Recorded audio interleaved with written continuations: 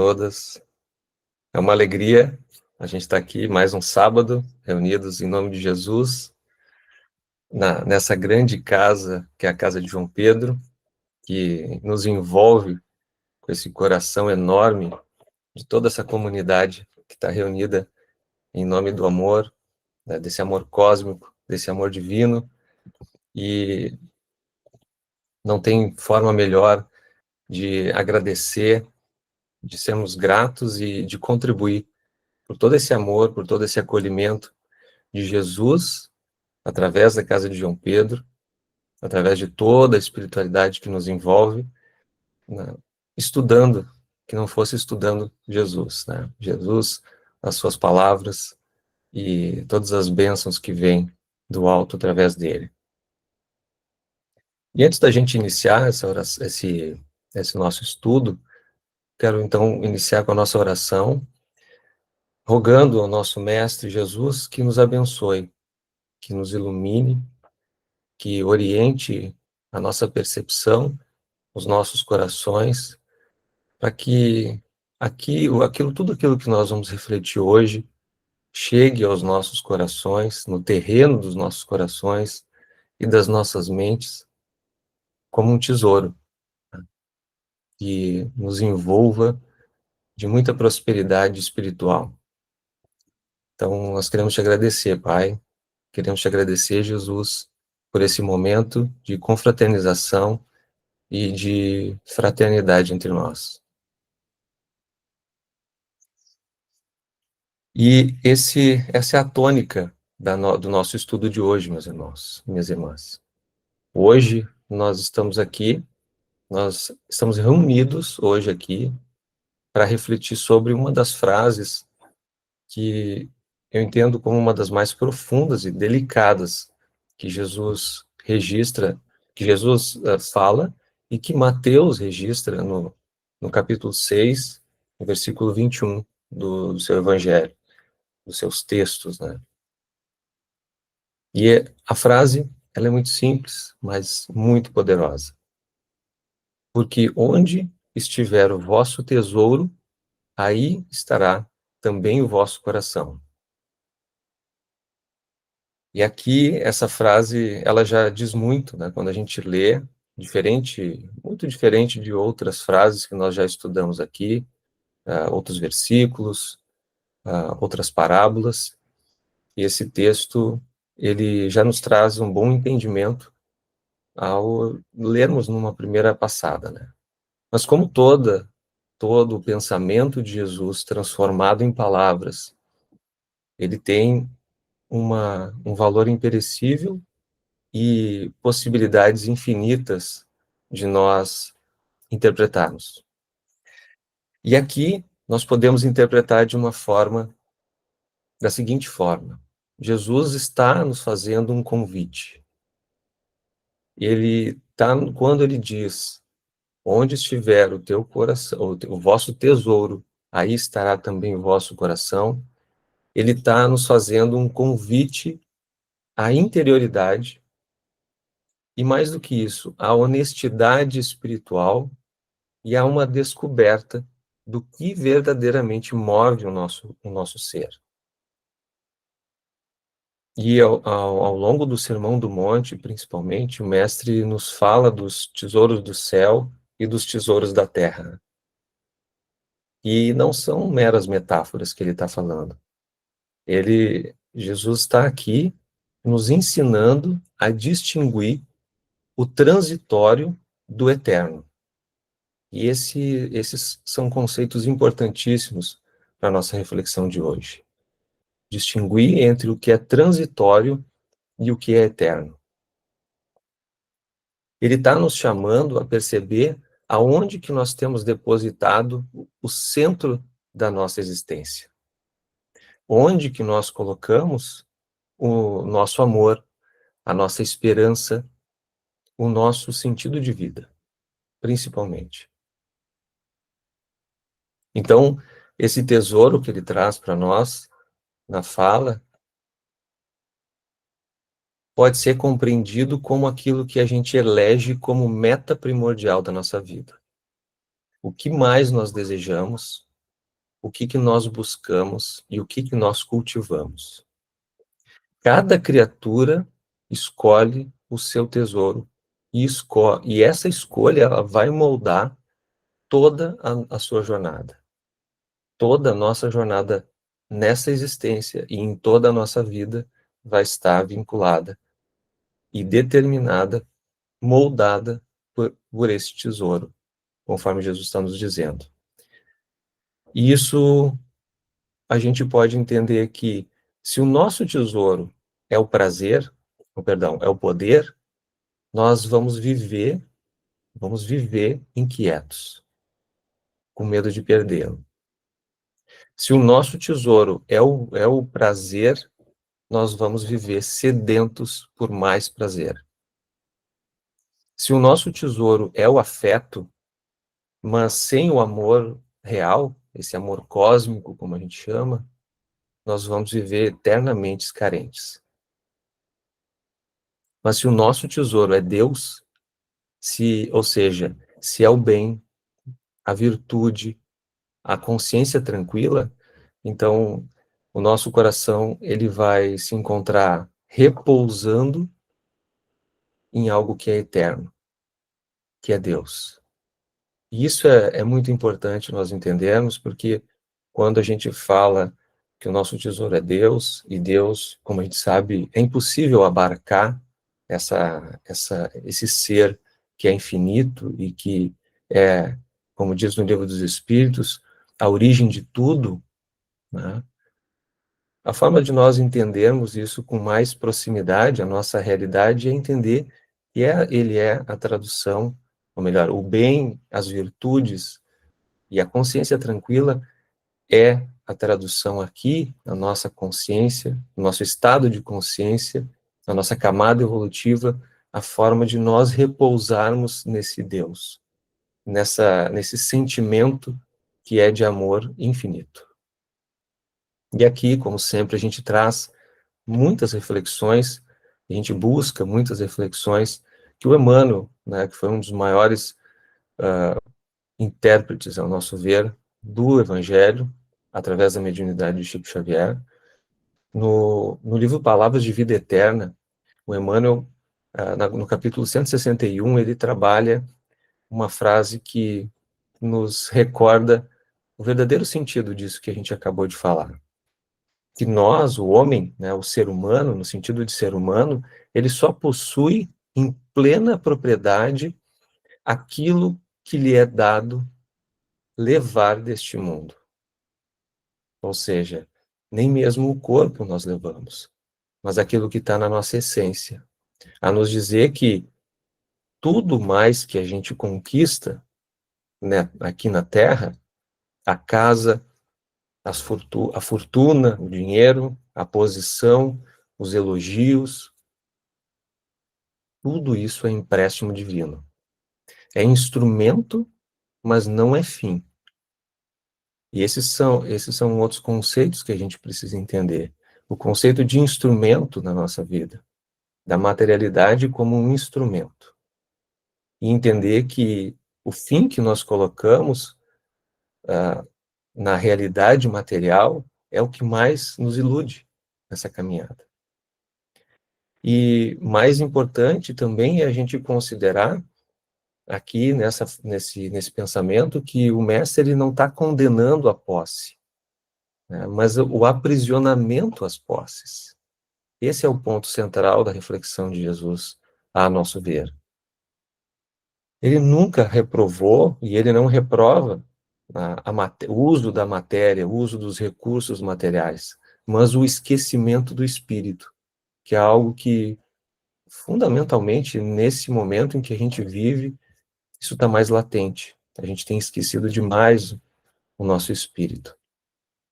E é por isso que Jesus nos chama a um estado de vigilância. Ele diz assim, pensa bem, né? Pensa bem no tesouro que tu escolhes, porque esse tesouro, ele vai orientar e toda a tua vida vai girar em torno dele. Isso é muito forte, gente, é muito forte. Quando a gente começa a refletir sobre essas escolhas que nós fazemos na vida, ou que nós já fizemos, e que as que podemos fazer, a gente começa a entender um pouco o que Jesus está dizendo. E é importante a gente entender também um pouco desse contexto na cultura hebraica, porque a gente herdou, né, principalmente em função de toda a cultura greco-romana que se misturou junto com a cultura hebraica, nesse contexto do evangelho mesmo, né? E nessa cultura, o coração, ele era visto como a sede dos sentimentos e também da inteligência, que é muito parecido como o próprio Emmanuel, né, trabalha isso dentro do Pensamento e Vida, como um centro da vontade, um centro da consciência e do discernimento, como um símbolo, né, mas um símbolo que ele está bem latente na nossa expressão física, fisiológica, inclusive. E no Pensamento e Vida, lá no capítulo 28, o Emmanuel ele tem uma frase que ele é muito importante vinculada a isso, a essa expressividade da vontade, da consciência e do discernimento dinamizando através do nosso coração, sendo dinamizado pelo nosso coração e pela nossa mente. Ele diz assim: o sentimento inspira, o pensamento plasma e a palavra orienta, mas o ato realiza.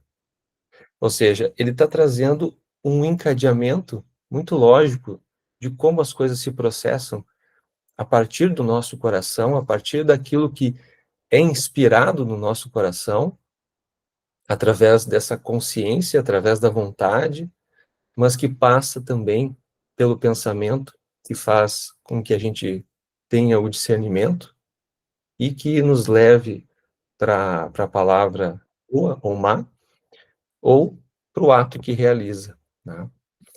Então, e esse ato é o que vai cada vez mais plasmando a nossa realidade, juntamente com o pensamento e com o sentimento. Então, dentro desse raciocínio, a gente pode entender que tudo começa no sentimento. Nesse sentimento que abarca também o pensamento, que abarca toda essa reflexão que nós fazemos a partir das emoções que são geradas automaticamente e que geram estados emocionais e que vibram no nosso coração a partir dos nossos desejos. E o coração, então, é a fonte dessa vida moral. E é o tônus de toda a fala de Jesus e de toda a vida dele, quando a gente estuda profundamente o que está escrito nos evangelhos. E é por isso que também tem, né, nos escritos antigos, e a gente sempre aqui gosta de relembrar a conexão com o que a gente chama de Velho Testamento, né, ou a primeira revelação. Lá atrás, no livro dos Provérbios, já se dizia, séculos antes de Jesus, dizia-se assim: guarda o teu coração, porque dele procedem as fontes da vida. Então é uma verdade universal, canalizada já há muito tempo por outras culturas e também por essa mesma cultura hebraica, mas ditas de formas diferentes, mas sempre trazendo o mesmo sentido. E por isso Jesus para nós se torna o mestre do coração. E por isso a gente, em todo momento, ele dizia que vinha instalar o reino de Deus no coração do homem, no coração do ser humano. Porque é nessa sede dos sentimentos onde a vida brota, onde a fonte da vida brota, ou pode ser estacionada, né? Pode ser estancada e gerar muitas doenças, muitas situações difíceis para a nossa vida. Então, ele não veio apenas nos ensinar ideias ou nos ensinar uma doutrina, né? Ele veio transformar o sentimento humano. E isso é algo incrível, gente. Porque é ali, e é só ali, que é a verdadeira renovação, a nossa verdadeira renovação começa. E quanto mais a gente vai amadurecendo, a gente vai percebendo e sentindo, não apenas só percebendo e raciocinando, mas sentindo essa verdade. Que essa renovação vai passando pela forma como a gente sente os nossos relacionamentos, a nossa vivência em relação as nossas escolhas, principalmente, e as escolhas daqueles que nos rodeiam, principalmente aqueles que nos amam e que nós amamos. Então, se a gente pensar nesse sentido, se o coração é a nascente da vida, a gente precisa buscar purificá-lo. E por isso o nosso destino é ser um espírito puro. E esse espírito puro começa pela purificação dos seus sentimentos. Porque qualquer sentimento ruim guardado contra o irmão ou contra qualquer situação, ele vai gerar coisas ruins para a nossa vida. E essa purificação, ela se dá quando a gente escolhe, né, quando nós escolhemos tesouros ou tesouros que não apodrecem, na fala de Jesus, né? Tesouros que não se perdem com o tempo. E a gente precisa entender que, ou melhor, a gente pode entender que esses tesouros que não são perecíveis, né? Ou não são biodegradáveis, como eu gosto de pensar também, isso nos leva a compreender que, de acordo com o tesouro que nós elegemos, a gente pode criar para nós algemas que podem ser biodegradáveis, né, ser infinitas, ou asas que podem nos transformar em uma consciência mais ampla. Isso começa no coração. Então, quando o nosso tesouro está nas coisas da terra, né, apenas nas coisas da terra, nós criamos algemas. E essas algemas nos prendem ao que é transitório, aquilo que não é permanente. E a gente fica dependente, literalmente dependente das circunstâncias que nos rodeiam. E é assim que nós nos sentimos quando a gente se sente inseguro, porque a gente está dependente das circunstâncias externas. E nós elegemos, né, a nossa felicidade dentro dessa fragilidade do material, né? Então, a felicidade acaba se tornando frágil porque ela depende do que é efêmero, daquilo que é transitório, daquilo que é impermanente. E quando esse efêmero passa, nós sofremos. E sofremos muito. Sofremos pelas nossas escolhas. E, graças a Deus, Jesus veio nos ensinar que quando o nosso tesouro está nas coisas do céu, ou seja, nas virtudes, na consciência, no amor, nesse amor cósmico, ou seja, nesse amor divino, na paz interior, aí nós começamos a criar asas, né? Nessa grande metáfora angelical, né? Essa metáfora, esse desenho que se criou, né, dessas asas que nos permitem voar mais alto e que nos elevam para além do tempo Cronos, né? Mas para um tempo que vai nos elevar a um pensamento e a uma atmosfera que não depende dele. Então, são as asas que dão essa liberdade para a nossa alma. E é esse entendimento do quanto o coração aberto para as coisas do bem nos livra, né? Nos torna uma alma cada vez mais livre e que se alimenta do bem e que não teme a perda. E esse é um processo difícil. Nós todos estamos nesse processo e ele é bastante desafiador, mas é importante nós refletirmos sobre isso. Enquanto nós nos alimentamos daquilo que é o bem, né, a gente cada vez menos vai temer a perda, porque a gente sabe que está conectado com o todo, com Deus, que é o grande provedor, né? E isso é importante de nós entendermos. E Emmanuel, mais uma vez, né, é importante trazer essa visão dele em todos os seus livros, em quase todos eles, né, quando ele trata do Evangelho, ele trata isso de uma maneira muito significativa. Então, vocês vão ouvir bastante falar do Emmanuel aqui. No capítulo 49, né, de um dos livros que é muito importante, principalmente para os médiuns, né, que o nome, inclusive, é Seara dos Médiuns, ele chama a atenção para esse ponto. Ele diz assim que o trabalho verdadeiro, né, inspirado no bem, ele é o único capaz de gerar tesouros imperecíveis.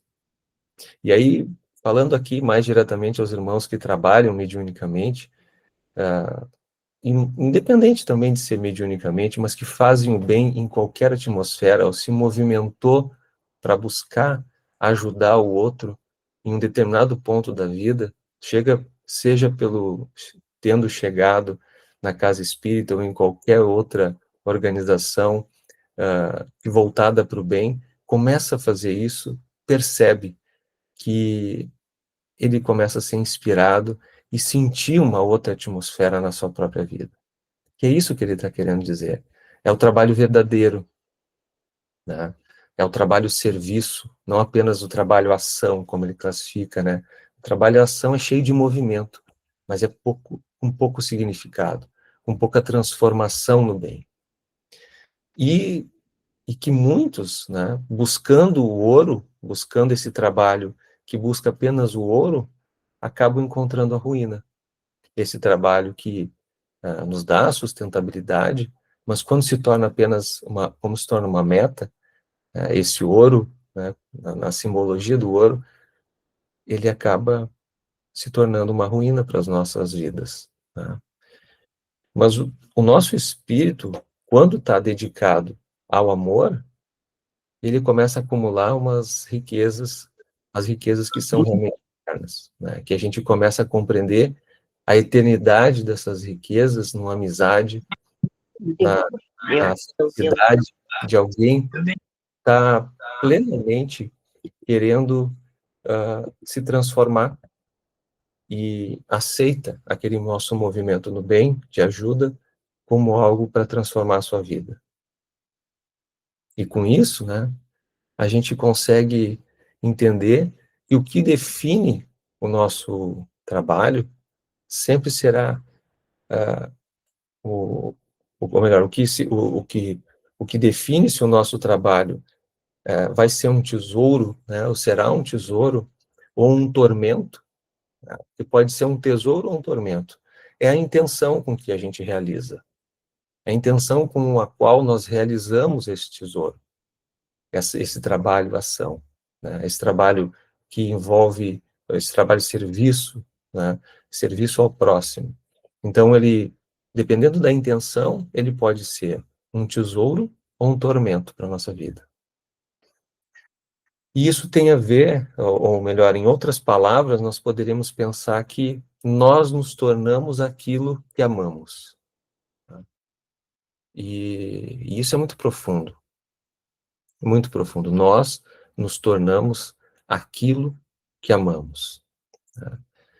Então, a gente pode pensar que se nós elegemos o dinheiro como o centro da vida, refletiremos sempre os atributos do dinheiro, na sua manifestação apenas material e passageira, porque o dinheiro ele tem uma manifestação, ele é neutro e ele pode ter uma manifestação positiva ou negativa, uma manifestação criadora, construtiva, mas quando a gente fica elegendo ele como o centro da nossa vida, nós vamos refletir aqueles atributos que não são bons, como a frieza que ele traz, o cálculo, né?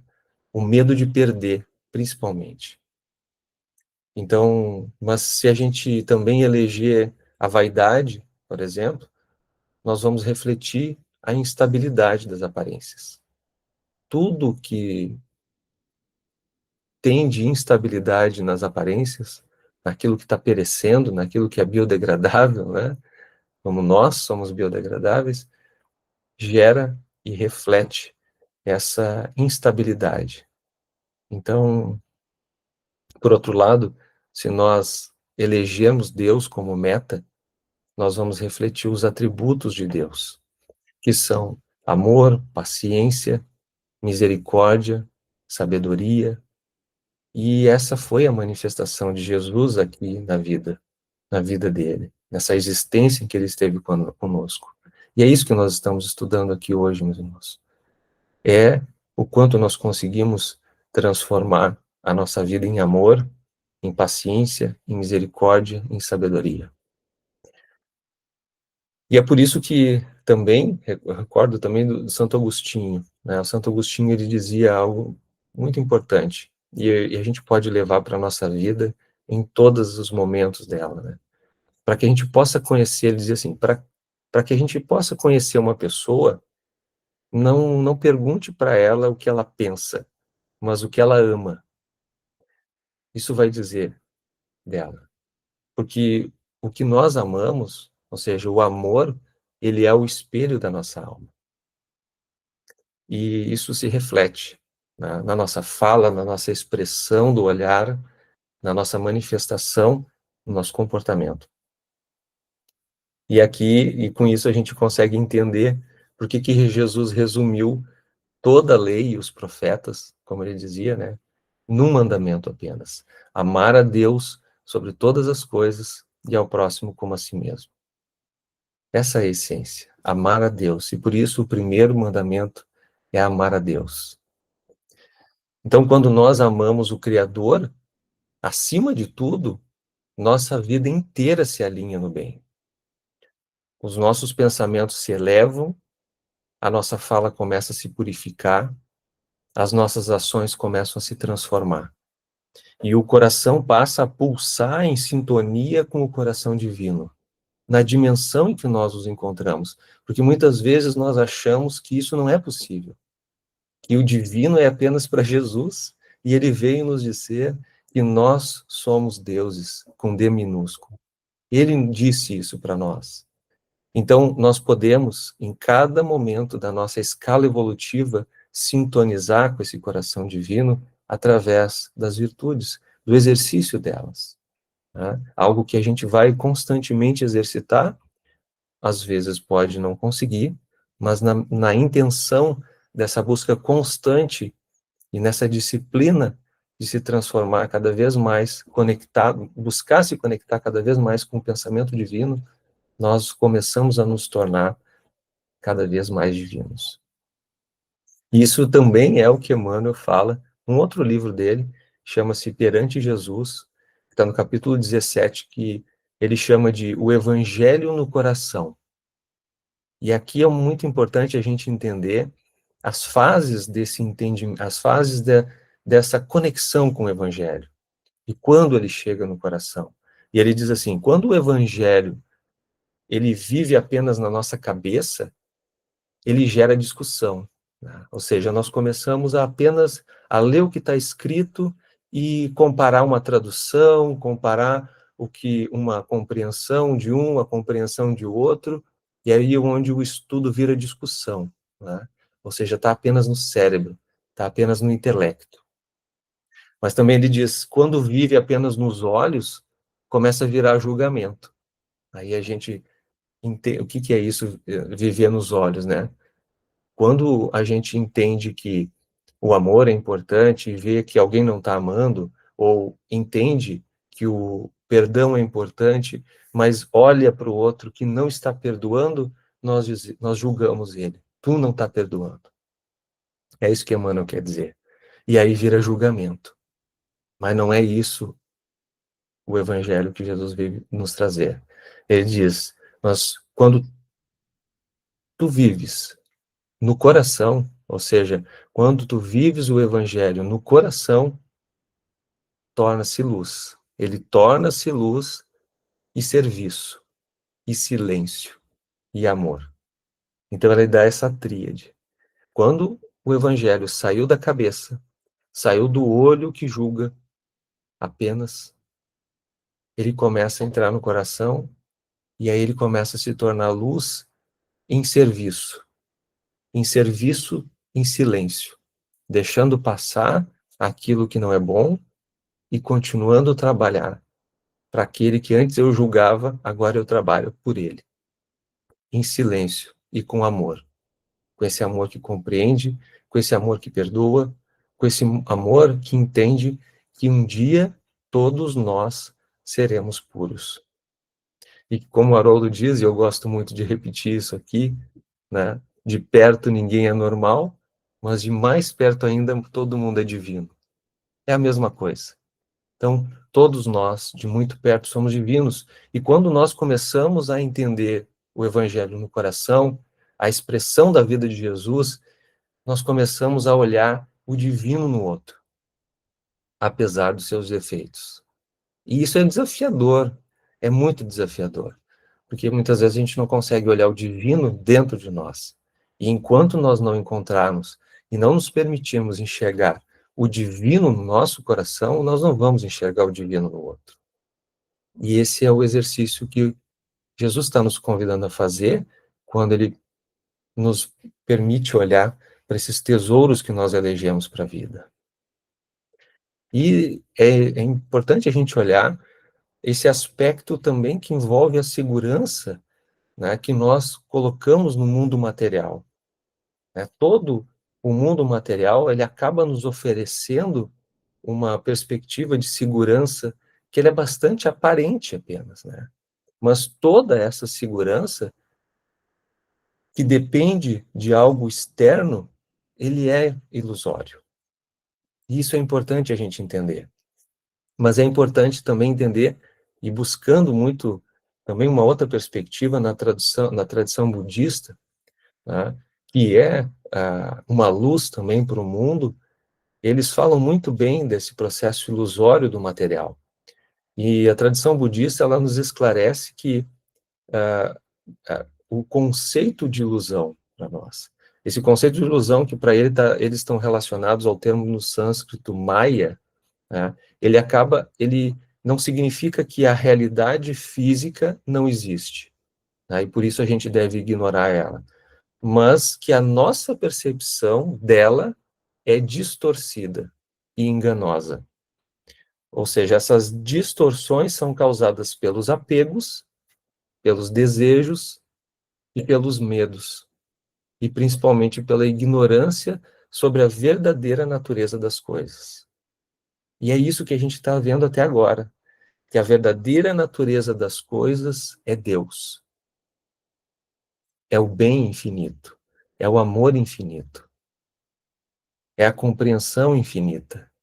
E enquanto nós não colocarmos o nosso coração nesta natureza das coisas, a gente vai estar olhando para a matéria, que é um recurso fantástico para o nosso processo de transformação, um recurso e uma ferramenta que nos faz transcender, mas olhar com algo, vai continuar olhando negativamente para ele, e de uma forma distorcida, e tentando se apossar dele, ao invés de permitir que através dele, né, ou por meio dele, nós possamos nos renovar, mudando o nosso espírito.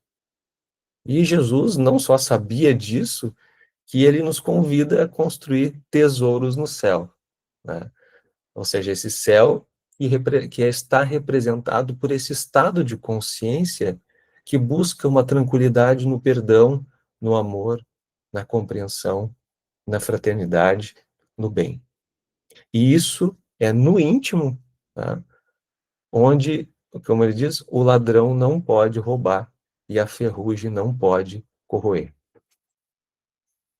E cada vez mais isso vai ficando claro para nós, na medida em que a gente constrói muita coisa material e a gente precisa se cercar de tanta segurança, e muitas vezes nem nós conseguimos, às vezes, atravessar. Se nós perdemos a chave do nosso condomínio, a gente não consegue entrar. E se muda um porteiro, a gente não consegue nem entrar no próprio condomínio, né? De tanto medo e de tanta construção que a gente precisa criar, naturalmente, porque é da manifestação dessa nossa vida, né? Mas é importante entender que esses tesouros que Jesus está propondo são as virtudes conquistadas. E essas virtudes são a paciência, a fé, a humildade e a compreensão. A gente poderia colocar essas 4 virtudes como as que mais constroem no nosso coração a possibilidade do perdão e do amor. Porque é impossível perdoar sem compreender. É impossível perdoar e amar sem ter paciência. É impossível perdoar e amar sem ter humildade. É impossível perdoar e amar sem ter fé em Deus, num Deus que fez, entender que Deus fez todo mundo divino, puro, para que um dia possa, simples e ignorante, para que um dia possa se tornar puro. E essa é uma das compreensões e uma das chaves de entendimento da vida, que enquanto nós não compreendemos, nós viveremos apegados, sofrendo a todas as perdas desse mundo instável, que é a manifestação fenomênica da matéria, ou seja, essa realidade material que nós temos, e que é muito importante. E com isso, meus irmãos e minhas irmãs, nós podemos compreender que Jesus não está, mais uma vez, condenando os bens da terra, né? É importante ratificar isso.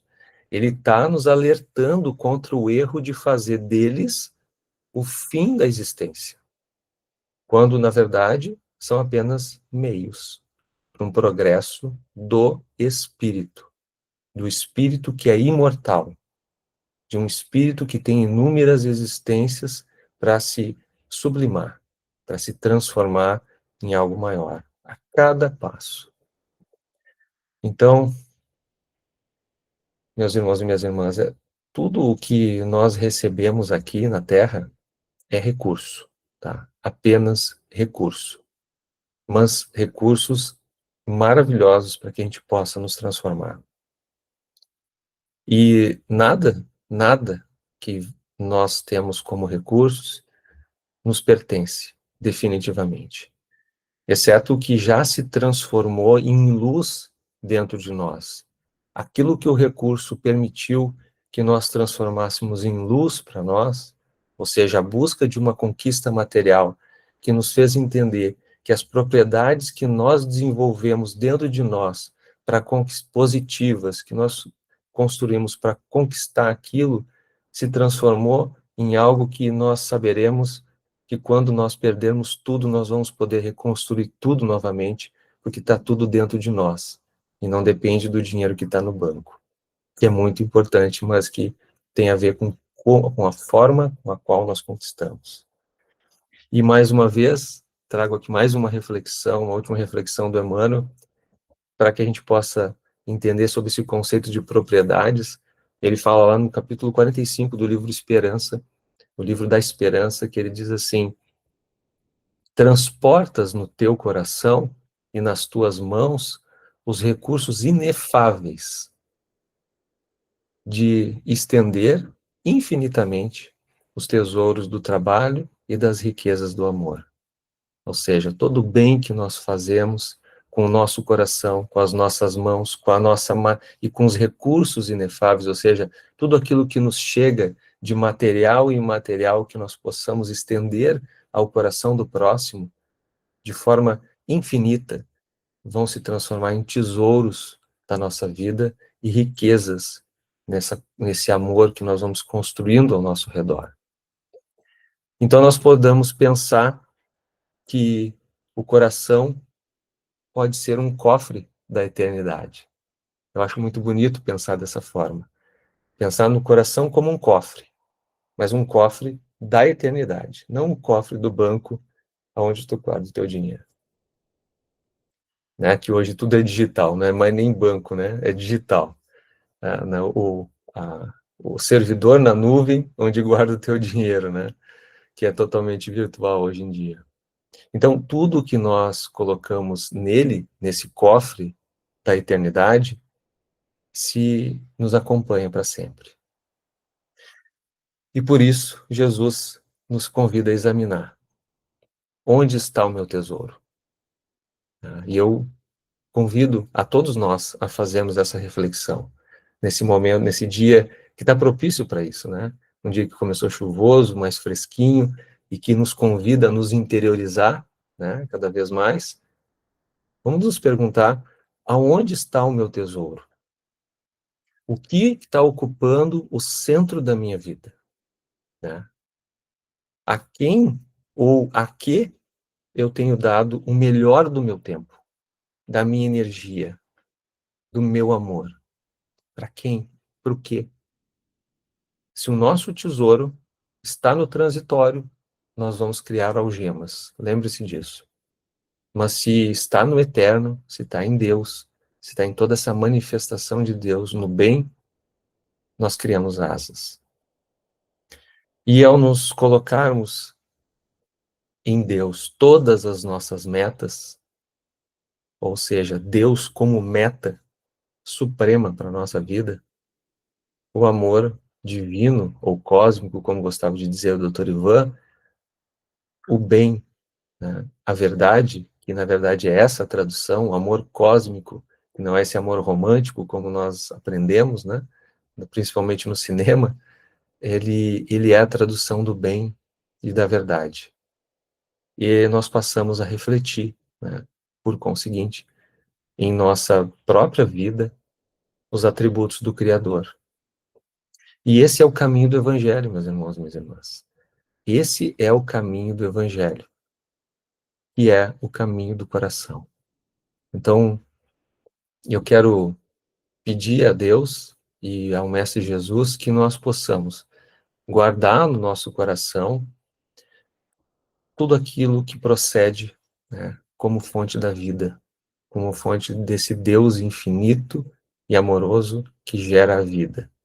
E que ao final de cada dia nós possamos dizer com serenidade: Senhor, o meu coração está contigo e o meu tesouro está no teu amor.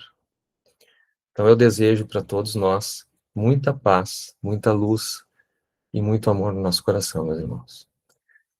Essas eram as reflexões que eu queria trazer para nós hoje e abrir para a nossa reflexão aqui em conjunto. Então, eu vou